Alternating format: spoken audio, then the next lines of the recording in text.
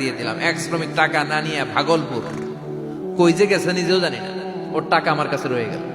এই শ্রমিককে আর টাকাটা বুঝাই দিতে পারি নাই। এই টাকা দিয়ে আমি কয়েকটা ছাগল কিনলাম। এই ছাগলগুলো বাচ্চা দিল, ওগুলো বাচ্চা দিল, ওগুলো বাচ্চা দিল, দিতে দিতে বিশাল ছাগলের ডেইরি ফার্ম করে ফেললাম তার ওই টাকা দিয়ে। 1 যুগ 12 বছর পরে সে এসে বলে আমার টাকা ফিরায় দাও।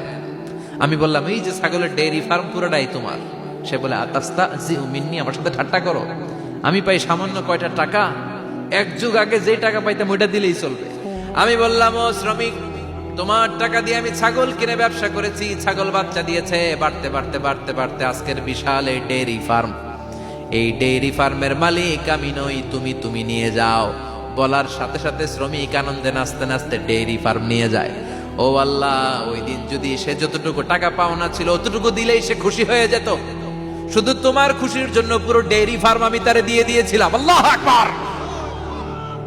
শয়তান আল্লাহরে চ্যালেঞ্জ দিছে, আল্লাহ তুমি আমারে জাহান্নামে পাঠাবা, আমিও তোমার বান্দা করে লয়ে একসাথে জামাতে ঢুকমু।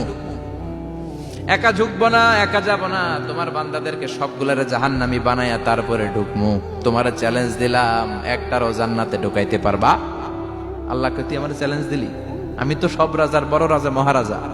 আমারে চ্যালেঞ্জ দেশ, এত সাহস পাইলি কই?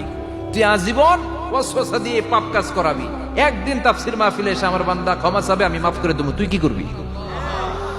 আজীবন অন্যায় করবে, আজীবন পাপ করবে, জুলুম করবে, একদিন চোখের পানি ছেড়ে আমার কাছে কান্নার মতো কান্না করলে আমি সব গুনাহ মাফ করে